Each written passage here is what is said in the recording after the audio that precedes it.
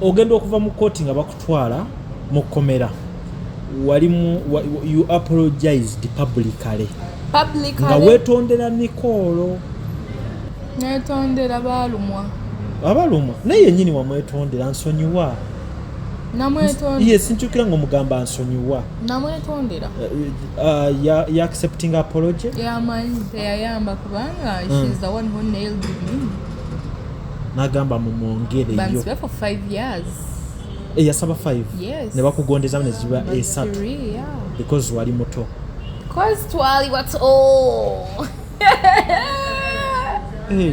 naye bwe mwali mu connecting abamanya nti mwana yali muto nnyo to that extent P6 because yakatula P7 now bwe mwali mu connecting back then ku pool party wamanya nti Pretty Nicole mwana muto bakimanyi munaye yatudde P7 nange ngenda kugenda ntuwensira ino kya P7 ndi muto nane bye nabogera ndabuka bulungi mubusheshe babanga batandise okumpala kala kwewalanya nakyo bibagamba ati bebangamba mbu kyonna kiringa kisheshe kyonna kyekoza nawe notatya bibagamba noyagala okusikulira ddala fitina bera mu comment section nga bebagamba mbu kyekoza kogwe nawe nga kaneekoze kibalume I'm like that. I'm a princess, I'm a queen. Why should I stress myself? Ebyokusoma byo wabyesonyera ddala Nenga namaluza. By the way, people ask me that. Nenga namala senior 6 last year. Sinna manya results zange banvuga speed. So katolinda results. Mogwa munanda bangangeza ku university. Bamanye nti wayita. Bwe tulabanga togenze nagwa. Naye wali wayizo ku blaming okugwa senior 6 this year. Dani yansasulira fees agenda ku blaming. Katuka kuba kusasulira fees. Nze tunulide just byoyiseemu n'okuba nti wakola ebibuuzo. Nabikola. Ego mwana gwo mwanga nali sola gule kakugenda gutyo. Nze bali manyi ku byayo wali inagamba bugambya omungo tebukyayina nabyo bisobola kuwandiika. Lwaki tebukyayina nga bwayina bye babukoleza. Bali lwaki bubatubulina bye bisobola wa. Kafta. Banange Queen Germany nkutumidde nkwagala nnyo ate nawe kimanyi. Queen Germany kinneewunyisizza ndoza nange ngattira. Olugambo no lujja kuba lwalulala. Oyagala kugatteko nze ndi wabbuba munne mami wange sagala bere. Queen Germany angatteko naawe. Abere n'abaana babiri. Because omwana wo omwayayanira na mbaga. Mami, mama tobi udda byayogera nzo mami nkwagala. Chaka Queen Germany. Tukutumidde nnyo webale kubeerayo. I love you mom. I love you daddy. We love you so much. Queen Germany ayina abantu babiri in picture. Yes, oli wa. Chaka Queen Germany zabadde mmanyi nti omukono ogumu yagujjayo n'aguze kyaliwo kiti yagujja eno n'aguze eno oba dropping ziguno n'asigaza guno yavaayo yenna n'akyuka n'ensingo n'ajja eno kati amaanyi gonna gali eno ambeereddewo banange Queen Germany nkutumidde nkwagala nnyo ate naawe kimanyi. Morris Cakes and Events Limited bakola cakes eza birthday, okwanjula, baby shower, bridal shower mu buli design yonna gy'oyagala, traditional cakes n'ebika ebirala kw'ossa n'okutegeka emikolo ne girabika bulungi. Basangibwa wa Kaliga okumpi n'akatale k'aba Veteran ku namba z'essimu z'olaba wansi awo ku call ne WhatsApp. Kola order keeke kutuukako yonna gy'owangaalira. Nkujjukiza gwe omulungi atulaba nti tuli ku Faruku & Sons batunda ebintu ebikozesebwa mu nnyumba byonna. Oyagala bibajje, bitanda, dining, oyagala ntebe nnungi za class ziriko, oyagala wardrobes ez'omulembe, oba oyagala duvet, bed covers ez'omulembe, oyagala kibitanda bine bitagwamu bitagombe bitalumya mugongo byonna. Faruku & Sons basangwa Kibuye ku Ntebe Road bali opposite ne Petrosite okumpi ne Keti Motors. Genda obakubire ku simu, namba za simu ziri wansi awo, yogerako nabo. Jango lambule, jango gule. Amanya nze Nsuuga Mustafa, nkola ne Alihira Holdings Uganda Limited. Tuli bakozi ba biodigester wamu n'okuzimba okwenjawulo. So olwaleero tuli waneeno nga tuli nkola biodigester. Ekyenjawulo ekiriwo nti yo eri mu basement wakati okusinziira nga bulijjo abantu mu kiraba ti eno parking lot. So eri wansi eri parking lot eri mu basement. Leero tukoze size y'abantu 5 ng'era erina capacity okusavinga ekizimbe kino kyonna nga wekinaabeera. Wano eno ng'era emigaso gya bulijjo gya biodigester tebagenda kunuunamu. Atwetaaze ku namba z'essimu 07017669992 ne MTN 0789224230. Enamba ezo zonna kweziri ku WhatsApp. Amannya yenze Nyondo Rosette era nga mbanjulira ekizigo kinene ekya Nyondo Glim. Ekizigo kino kikuyambako okubanga ate okiralinga face yo embalabe wena black spots oba binnamakula, kikuyambako ate okubanga okiralinga skin yo nebeera ng'erabika bulungi nnyo, tekyeruusa wabula kikuleka ku normal skin yo. Gwe wena yali kyetaaze osobola okuyita ku namba y'essimu 0524680778 waneno mu UAE. Ate gwe ali e Uganda tulina branch erinnya Nama, osobola okuyita ku namba y'essimu 0775150811. But mu Uganda for since I was 3 years. Obadde wazaliwa wano almost. Yes. You're Ugandan. And nsomedde wano London College, Trinity, then Chibuka Memorial Pride. Ng'osomedde mu masomero ga Bay. Gali normal. They are good schools wano get rating. Really? Yeah, London College of St. Louis. Yeah. Masomero malungi nnyo. Era babagasomedemu baba bakabi. Naye nganda baya bana banje abasomerayo. Abaana. Era bakabi. Si buli omu. And amasomero manene nawo. Era gye mwasomera ne Gondi. Mwa connecting akusoma ne Nicole. Teyali somero nawe. Byali byeno waka. Full party. Mwa connecting ku pool party. Mwa connecting ku pool party. You know, you go out swimming as girls, you know, girls life, you go fancy life, you know, kati twaka nga.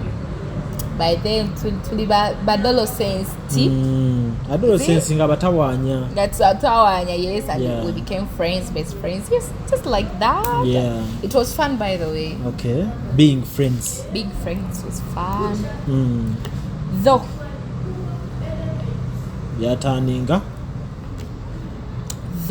awenkomye kuba manyi gwe mu mboozi yo mulimu zi full stop nyingi era tulina ozigumira.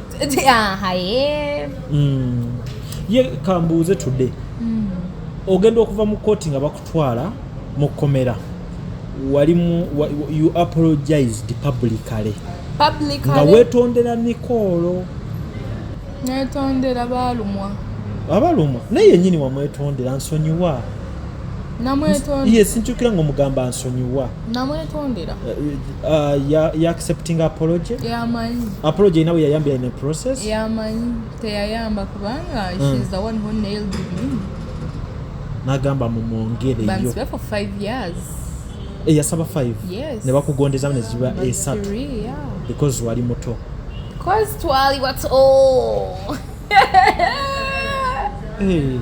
Kati mmanyi nti apology yakola era nga mmanyi nti kati essaawa eno ng'abaali ab'omukwano waliwo ne lines kati eziraga nti muyinza obba mwogera n'okwogera.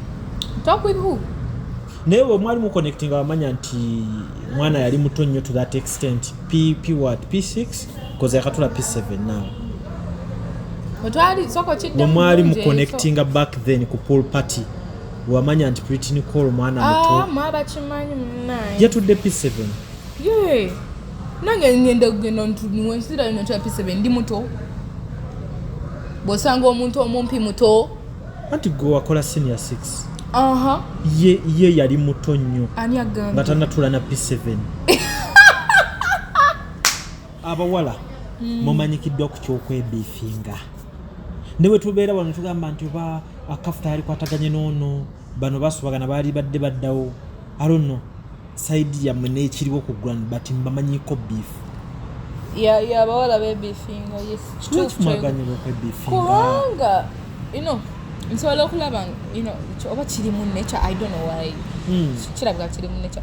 Because abawala bitumala mbito. Gwe kubeera na boyfriend ayina ssente. Yeah. Kulabika bulungi. okulaba nga nze ndaba oli wa mukisa buli kimu okifuna. That's what we consider blessings kuba wala. Abawala. Yes. Being with a good guy, rich guy, nga kufaka kwagala, you getting expensive things, looking good. Okulabika bulungi kisobola okuwalanya. Kikuwalanya mpaka kuwulira bubi. Oli naawulira nga reactinze. Kikafta kyonna nakiseko kirina kyonna ebigulu. N'abakuwalana. Ng'owootugulu awala n'ow'ekigulu. Ow'ekigulu, yes. Nkulaba bulungi. Nabye nabogera ndabika bulungi n'obusheshe. Nga batandise okumpala. Kale toyagala kwewalanya. Lwaki obibagamba? Ati bwe bangamba mbu kyonna kiringa ekisheshe ki. Kyonna kyekoza. Nawe n'otatya bibagamba n'oyagala okusikulira ddala fitina. Babeera mu comment section nga bwe bagamba mbu kyekoza. Ko gwe nawe onoga kaneekoze kibalumbe. Sekoza, I'm like that. I'm a princess, I'm a queen. Why should I stress myself? So bw'oba bebifinga tosa olaba tosala kubeera mu bawala n'otayiga beef. Kirizagana. Ng'oli mu bawala. Ago ge mazima amatuufu. Nekirala because you know abawala naddala bakulidde mu byalo, you know kale si byalo, those who are not advanced babalaba, why is she the one, right? She's doing this, she's showing off because yet anabilaba, she's not yet experienced it. Yalwayo mu kyalo. Yeah, yoba tu mu kyalo noba teyali mu kyalo, you know the brains. Obongo bukyabira bireeri mabega. Gwambala engoye ennungi, why are you like nechimuluma and which is okay but now everyone there, you're free to beef goyagala as long as akusinga. Gwala na akusinga. Thank you. Yes. Gomanyi. Kati nze ku level gye nnina benyinza okuwalana n'abakazi, they're not girls. Because ndaba aba agement yange ngenda kuwalana ki. I have an iPhone. Why should I beef you? I have cool clothes. I have a caring boyfriend. Why should I beef you, babe? So nina kuwala n'abantu balina zi business kuba I'm looking forward to that. Business, work, wekozesa abo betulina nze. Obala n'abakulu. Abakulu. Ate abayinamu. Ate of which nga sobola kubawana because they're not my age brackets. Nagem, I believe if I reach 20, I have to be with a business. Ogenda jira kusesha mugwa kusatu, in fact I'll be working. Ogenda kuba ne business. Yes. No one's going to employ me. Yes. Wekozese. Nanekozesa, why shouldn't I? Tujja jiranga naye nga omanyi nti bino byogero olina gw'olumya out there. Yes, akole nnyo naye atuuke nkubanga you can be with your business. Bintu if you beef nosigala mu kifo kyekimu then you're done. Obifinga leero naluli naye nga tolina step okukyuka. Okanya kuuza omwana yambala bulungi. Nyina kyona kyekoze kyeyambaza yambala. Gule engoye naawe oyambale kati oba tojja kuddamu kuwala n'ayambala bulungi kuba naawe oyambala bulungi. Kati oba ogamba kiri kyevugisa emmotoka bw'ogigula togenda kudda mu bifinga b'emmotoka. Yes, kati ffe kyetuliko oba nze kyendiko. And beefing in a distance. Because beefing omuntu atakuliko olwo luba lukwe. Oba ogenda kuloga. Beefinga kuli okumpi awo. Beefinga mukwano gwo oba ogenda muloga. Kubanga muli owulira nga oba lwekitateredde mu. Abaana bato baloga ennaku zino. Abato baloga. Olabira ku station nga yegomine kafe nga kutabulira omudagala. You know, yes, they baloga. Nyumiza abawala oyogera ku myaka emeka. I'm telling you reality. Bano, this is a .com era. Tetugenda kwogera ku byedda, you know, Asians, bana bato bali tebabimanyi nga bakadde bebaloga. This is .com era. Ng'omuntu afaanana kyenkulaba mwana. Nga nkera nkusanga ogenze ku muganga. Olaba wakumilina agenda mbaside .com era. Sorry to be. Naye inga chi baloga. Wekoze okimanyi. That's why I no longer have friends. Ajja kwesezeza kuna kuletera omudagala sagala nebe bagulira olaba fees weziraga kibaita okwerera omwana mu masomero amalungi. Oyinza okugamba wasoma nnyo. Yes, I'm exposed. You exposed? Yeah.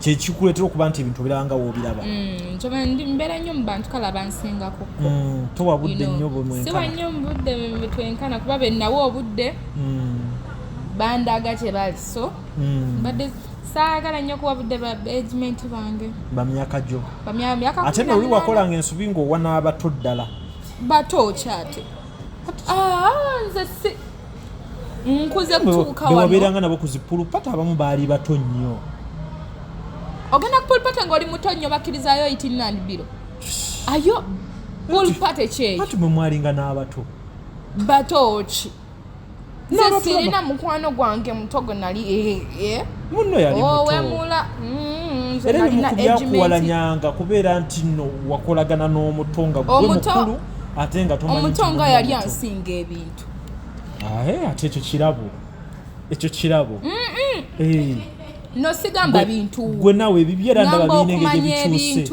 nosigamba bintu naawe ebyo nawe bya bulijjo naye nga yali akusinga towalana naye yali akimanyi n'engoye zange nga zimunyumira engoye zange zikugula kadress omugamba try this nakakubamu nasooka kirira ati wansi budansidanso ndekaza mnebaiza kuntayiza ku tiktok oti entolo za tiktok bajja bakimanyi bayizawenza I don't entertain era comment section yange bogiyitayitamu balaba nga baluma naye nga tobawa budde mpankuwa mpagoro womperedde obudratisuko naye guno omulembe muli bampankuwa omuntu agenda n'akulumba ati n'omuddiza abajja yalina kyayagala ng'okimu nze nakalaba n'omugole bamulumbalumba awo bakomentinga ku bbaawo yali mugole ki n'omukyalo ono munnamasaka munnamasaka baga ne balumba omwami we nga bakava mu mukolo n'abawa naawe social media bano baletago bano social media z'abantu ate no buli aba kati olinga waleeta ekinene kiti ku social media tekuli muntu naddala ku tiktok si bantu oli buli weeretanga ogugamba weeguti ng'amuyiiyiza oguti oguzimba ennyumba enamba ondeetera guti ng'okyali muhane muunu kubiki byonyumya ku musajja omuvumira omusajja oyogera ku kirala temutavuma naawe ate musajja nvumira omusajja yoke ng'oli omutwalirawo bubi nnyo nze vuma nze bino bye banvuma nabimanyiira naye va ku musajja ng'ate olipira nkuwa ne inbox gwe n'osanga gye mbeera toli mwangu omusajja muleke abasajja babbeeyi abasajja naddala abagagga abategeera babbeeyi bakubuno buno obuvubuka buno obwambala ebistokisi ebiwanvu shorts ezo nakulaga ku kugulu nebutamala bukola bebanyumisa ebifaananyi byammwe ebyabaani naye nenkasanga let me tell you something by the way obwo obwanaye noobwo kikakkanyemu kose bye bambala babiteekamu ssente nnyingi believe it or not tewali muntu ayambala bw'atyo ng'ategeera bulungi nga musajja abaana bano abambala trendings sockings mu sapatu have you seen any doctor putting on that shoe oyambala stocks zo noteekako sapatu n'otambula mu when you're a doctor ng'ogenda mu ddwaliro lyani I'm talking about abasajja ekininako What men are you talking about? Madam, you're talking about lawyers, but no. Njogera ku basajja engineers. Afuna obudde nagendako mu gym n'akola omubiri ne gulabika bulungi n'ateekako akasati nga kano ka t-shirt n'olaba nga omubiri gukoze. Ka t-shirt kagenda kumpaaki nga tokola ogenda mukwambala bulungi. Ngenda kulabikira bulungi for starters. Nkulyewa kulabika obulungi. Beauty attracts beauty. Kati nyina okulabika obulungi because Kafta is looking. Beauty with no money. Mwabasajja mwaba bakola ebyo bagenda oturwanya ne batusibe makomero anti gaya ayina omubiki gaya alabika bulungi nyambadde obugatto obuliko genda okole I invest a lot in my lookings. Jesus Christ. And I've never experienced that. Then kind of guy me hey Jesus Christ mbadde ntambula nnyo mba doctors engineers because my guy is a doctor. So mbate simanyi nnyo nti bagenda mu gyms ne ba inzo omusajja gwe mpita omusajja alina yeekoledde ebyo byojja bilooks tom bikugamba bagenda nno bawala banno okujerega nga banjerega kibola abakyalabika bubi anti bawalabika bulungi gwosenyusa akaviri ogenda kubeera mu bifaananyi wekka ku mulembe gwa social media nanzira ekidokita kyange nkigamba kyusa face off ate nkikubya face off si kubanga bakiraba face ne bajja ogitunuza eri gwe nolisireyingira wano ku front nkufuna bulungi nkigamba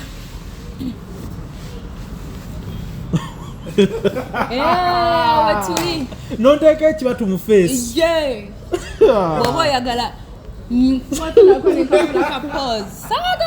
sagala nze lino nga fuga bbi kalibeere naye nga nkuprotect sagala kuda mu bizibu so tewegomba musajja wokubeera mu kamera ng'okima gwolerebeko ku musajja ali mu kamera ngaali okay I'm okay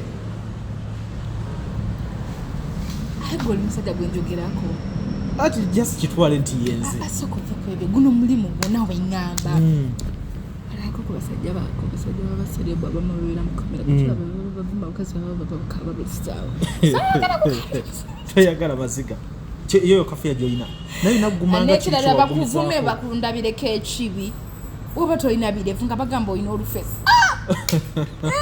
bakumumina mutima kati ye gwe ekifo okola ki ku social media kyayino nga tuvuddeyo what are you doing on social media okola ki ku tiktok okwemoola buli bbawa omusajja nga tali naawe imagine newoba nange teri lwaki amwe tiktoker naye ne bweŋŋenda we taswala dobe kwali ku tiktok abeerako but his account is private talina na account kyogere tagina nagiina naye nga abeerako na scrolling n'alaba ebigenda he doesn't like cause talina account tolina kikutwala ku tiktok ng'oli musajja naddala omusajja owange aba abalala be bamanyi naye owange kyogamba okyali mu mukwano nyingira buyingizi nsi ate kuba nze nalaba luli mwagukeeramukko ate ogukeera ensi ya laavu nali 18 mbadde manyi mu Uganda omwana kwa 18 aba asaza akalayini yes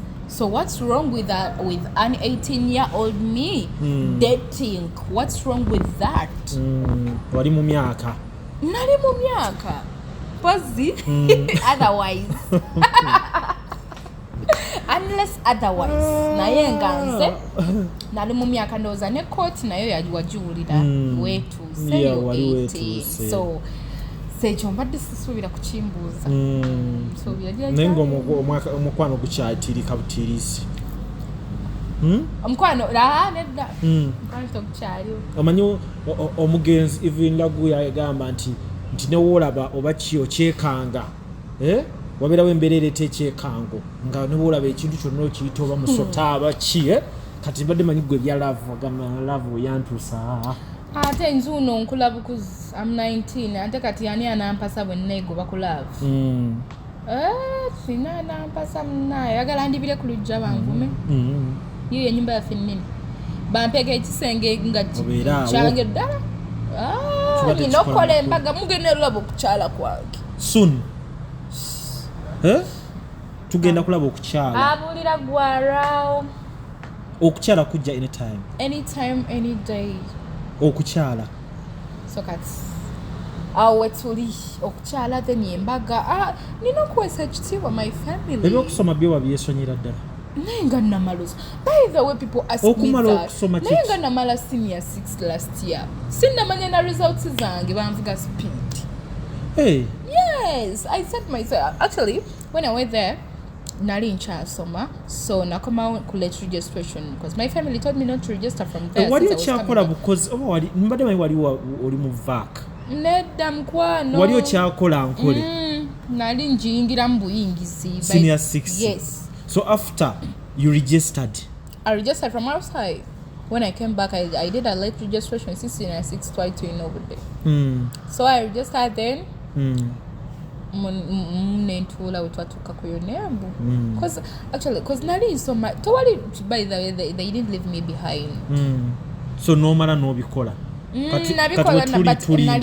sasomako nti oba nagendako okusomero I just got tutors they could come home then they pass me through saakola nakubya ebyo ebisimanga ebyo byebakola ebyokusomera ebyo so just byokabeka so katolinda results munanda banga ngeze ku university bamanye nti wayita bwetulabanga togenze nagwa naye wali wayinza okublaminga okugwa senior 6 this year dani yansasulira fees agenda okumblaminga kale tunatuuka kuba kusasulira fees nze ntunulidde just byoyiseemu n'okuba nti wakola ebibuuzo nabikola gwe mwana gwo gwomwanga nali sola guleka kugenda gutyo nzibadde mmanyi ku byali wali olina kugamba bugambya obwongo tebukyalina nabyo bisobola kuwandiika lwaki tebukyalina nga bwalina byebabukoleza ebyo bali lwaki buba tebulina byebisobola kafuta ngomanyi okuddamu omwaka mulamba senior 6 okuddamu ate sawa zino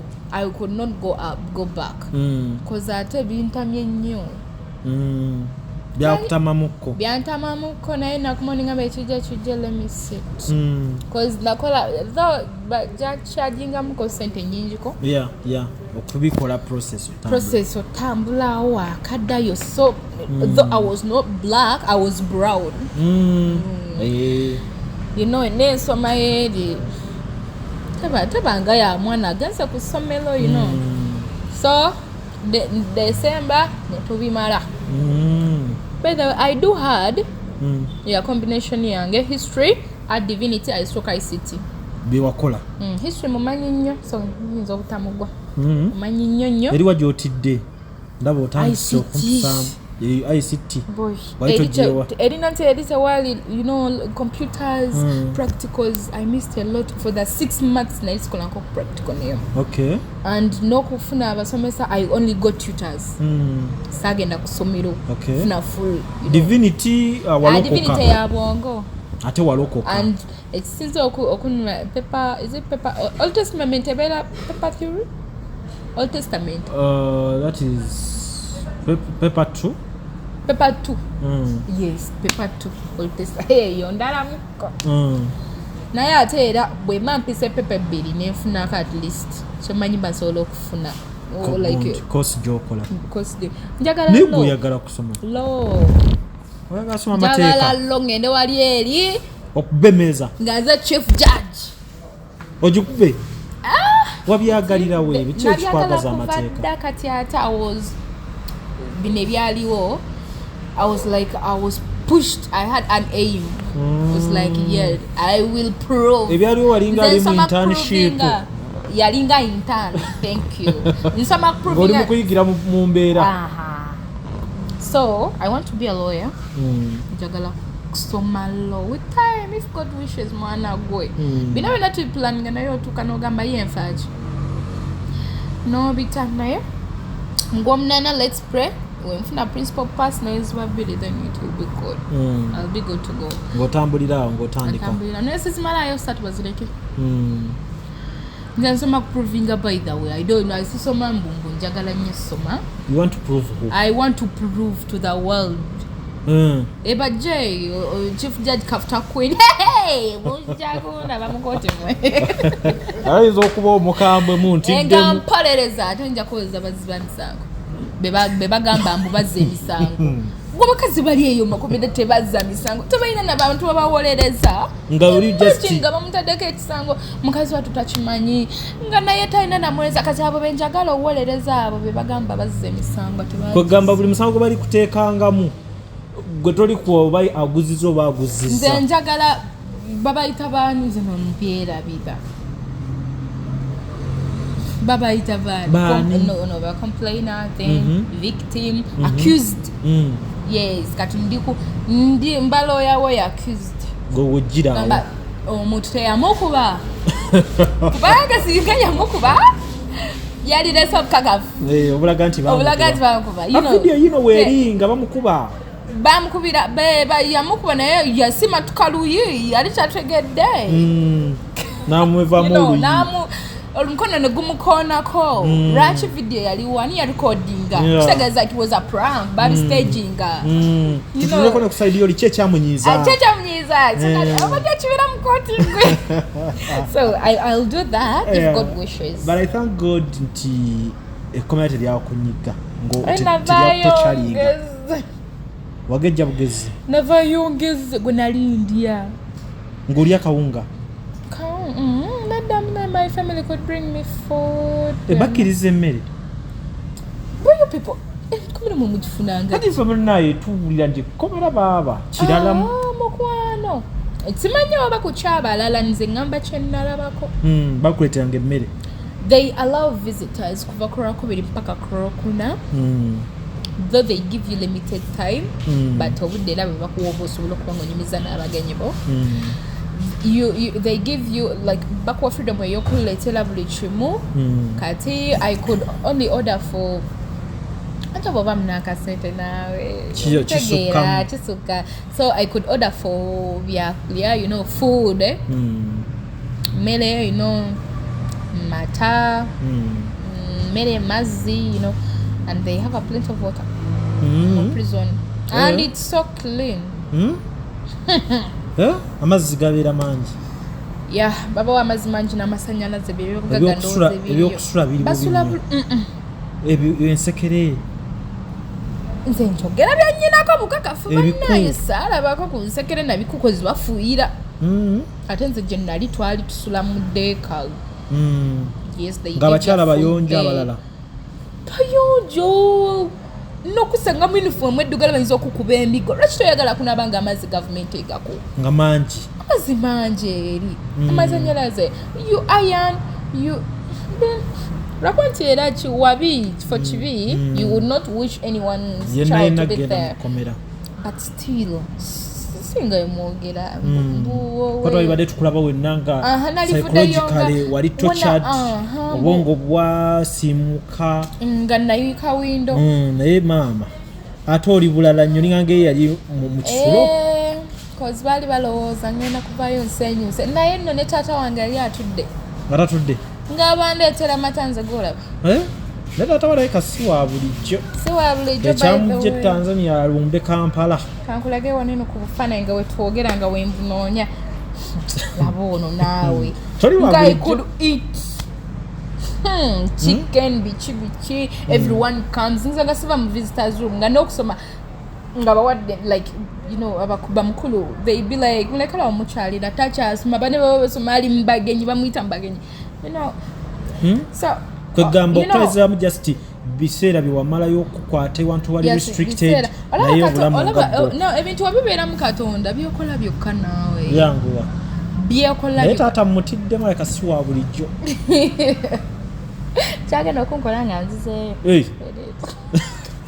lwaki ate wano oli muzi interview tetwabigala abola wakati bankuba emiggo nga njagala interview naye oba oyagalamu kati ate ebyokubeera mu media byagala naawe already mwendi mori so you have passion. Yes, I have passion for it. Tata no chipushinga on mama daddy wange musirikale musajja muhangaza by the way is it hangaza chichi right muhangaza kati tugenda kukola tutya kugamba eno gye tulimu etugimala nali munene naawe yugira ku biki ate n'okusinga wenna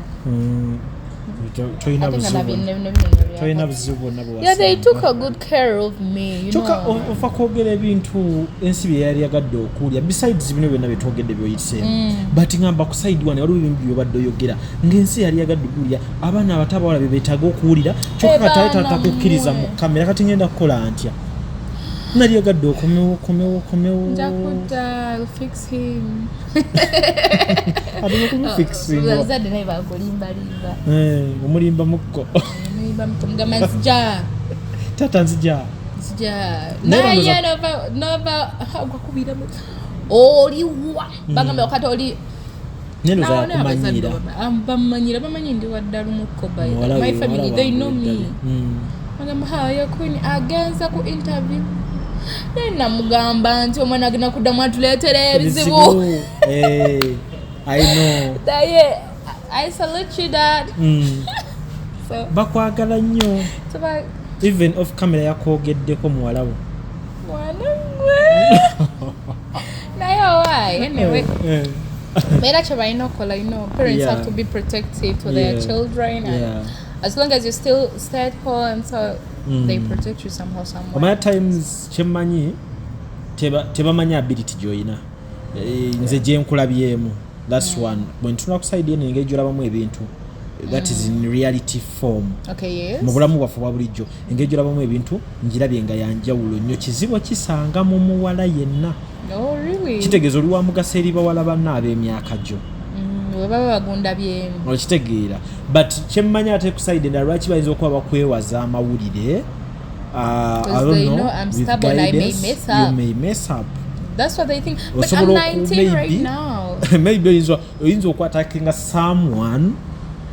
Aba yagadde omwattacking. If I don't mention your name, why should you say that?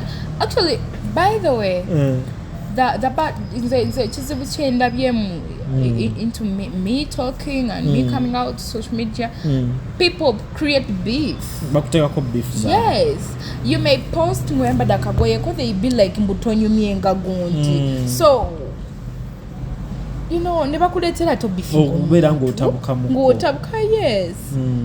Naye wembasi if I don't pronounce your name, right goboloza ndiko gwe. Kitegeeza oba oyagala nkubeereko. Buli omu yeyeletera stress. Bw'oba obadde oyitawo baguma kiri ekiwala kyakuba omuntu oba kiwala ekiwala batisiba oba kiri ekiwala ki. Because bye banjogerako outside there. Yeah. Bw'oba togambye nti yenze lwaki ngamba nti oli kunze. Lwaki okyesibako? Lwaki nkyesibako? Nze sibeera wali bizibu bindeetera stress kati. Tobeerawo. Sibeera bwe ndaba ng'ojjirira bwoti. Obutandetera ebizo kugamba gundi. Prison does not cook the food I like. I distance myself from you. Good. So yenayina ali eyo, someone stresses you. Don't give them time. Move out. Tambula mu genda oli ebyokulya. I like, by the way, I'm a foodie. You're a foodie? Yeah, I'm a foodie. Ndya nnyo. So, you know, nature ice cream chow, ginda ku KFC, go for Java's food hub weri, ndya as much as you like. Tambula gende weba cake. Kale sawa no sente zikubezaawo ng'omuwala omulungi ozijjawo. Taata wange akolerera akuwaye? Tiye. Daddy. Ate kati nakisusi. Anti jjukira tebagala nzonge. Kati buli kimu osaba busabi mpulira njagala kati mbadde nangenda na musaloni ng'omugamba daddy Kafta Queen mbadde ngenda mu saloni naye ngamba kansoke ngenda ka interview kano naganza visa nti zibeerayo mwezi gumu ati jjukira baba kweguya baba ino owaye nkyali waffe nzuno nkuze banatera okungobawo mwana omwala alina myaka 2 okyabirawo mwayayokufuna omusajja ajja akyale akugjewo. Wow, you believe in that? Yes, I believe in that. Topic namba nnyo. In fact, daddy yalisiime interview eno nsaba singa agisiima nabiranga Kafta akomawo ne tufunamuko akaseera cause kati topic namba okukiikiriza nti olina ofumbirwa.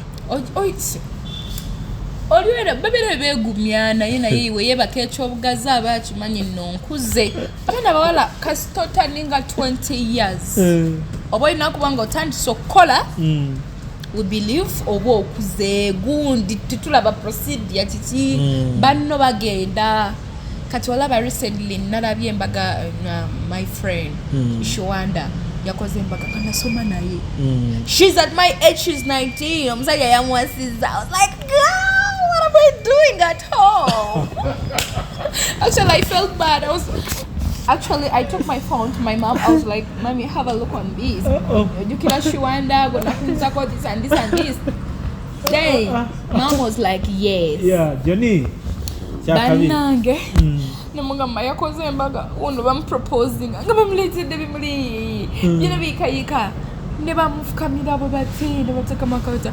Then I showed my mom namugamba nasoma naye but she wedded nantunulira bwati namugamba era nga sinza kimuga sinza kimugamba direct naye nga ndaba bw'osomye naye olaba brother bano bosome nabo bafu bawasa nga goli awo okyalinnya boda mwana Kafta ine emboozi mpanvu tusobola okwogera olunaku lulamba naye katusabe Katonda akkirize tujja kuddamu tumufune mu mbeera endala nga tuwogera bwogezi just bintu byetuwangaliramu mindset you know byetujja okuba nga tutambuliramu ate tujja batutulira ne future nga bwe nabeeyimiridde ogambye planninga to have business. I think Mugokusatu kuba bandaye mujja mu Mpagila, it's going to be a cosmetic shop. So I think you guys kijja kuba kikola Mpagila bambi litukola ku nsusu zaffe byonna ne bitereera tweyerusa. So tugenda kuba tukusabira ngenda kutandika nga nkusabira oyita ebibuuzo, nkusabira business ekwateyo, nkusabira ofune omusajja agenda okuwasa akuwesa ekitiibwa ate abeere nga si muwanvu okunsukka abeere of my height and size. Wangambira toyagala ba 6 pack, toyagala ba gym because but no babudde bamalya mu gym, they have nothing. Jagala omusajja nga gentle like me. You're gentle. I'm a gentleman. Kitegeera sabira tugende saba Katonda bakumire baganda bange tetugenda kubanga tusukkawo wano naye nga mmanyi nti bangi mu comment section yawo mulimu abagamba nti Kafta akome. Why no? I just know manyi mulimu abagamba nti Kafta akole ki akomewo. Tusaba Katonda anabakkiriza akomewo twogere ebigambo nga ebinaaba bifaananye. Daddy tukwagala nnyo, mami tukwagala nnyo, batobo ntumire ku bantu batumire banaye ntumirako abatulaba waneeno mwebale nnyo kuwatchinga YouTube channel yaffe n'ekirala ntumirako bakwano bange whoever like nga beeragamba like I love Kafta, I love you too. Thanks for everything, my followers. Thank you so much. You're just like this. I love you, my friends. I love you. Bobuzubu babakono bange wembogera amanya nyizo obutaba malaya ataba mbanyiga batamingire wamu your good friends mumanyi bamanyi bulungi mu. So I love you, my friends. I love you, my followers. N'abantu banange mujje mumpe emirimu. Yes, tusobola nkola adverts. So tubagala nnyo. Tumiddeko Cookie, tumiddeko Jonasens, tumiddeko Queen German. Hey, Queen German. By the way, that lady, munange auntie wange, like, okay, she's my friend. She's my good friend. I call her like my auntie. Queen German aina abantu babiri in picture. Oliwa. Choka shewe egwango mbuza choka Queen German zabadde mmanyi nti omukono ogumu yagujja yeno n'aguzeeno. In fact kyaliwo ekiti yagujja eno n'aguzeeno oba ya dropping guno n'asigaza guno yavaayo yenna n'akyuka n'ensingo n'ajja eno kati amaanyi gonna gali eno ambeereddewo banange Queen German nkutumidde nkwagala nnyo ate naawe kimanyi Queen German kinneewunyisizza ndoza nange ngattiraako olugambo no lujja kuba lwalulala oyagala kugatteko nze ndiwabbuba mune mami wange sagala abere Queen German angatteko naawe abere n'abaana babiri because omwana we omu ayayaanira na mbaga mami mama tobiwudda byayogera nze mami nkwagala kyokka Queen German tukutumidde nnyo webale kubeerayo. I love you mom. I love you daddy. We love you so much. Bye. Amanya nze Nsuuga Mustafa nkola ne Alihira Holdings Uganda Limited. Tuli bakozi ba biodigester wamu n'okuzimba okwenjawulo. So olwaleero tuli waneeno nga tuli nkola biodigester. Ekyenjawulo ekiriwo nti yo eri mu basement wakati okusinziira nga bulijjo abantu mu kiraba ti eno parking lot. So eri wansi eri parking lot eri mu basement. Leero tukoze size y'abantu 5 ng'era erina capacity okusavinga ekizimbe kino kyonna nga wekinaabeera. Wano eno ng'era emigaso gya bulijjo gya biodigester tebagenda kunuunamu. Atwetaaze ku namba z'essimu 07017669992 ne MTN 0789224230. Enamba ezo zonna kweziri ku WhatsApp.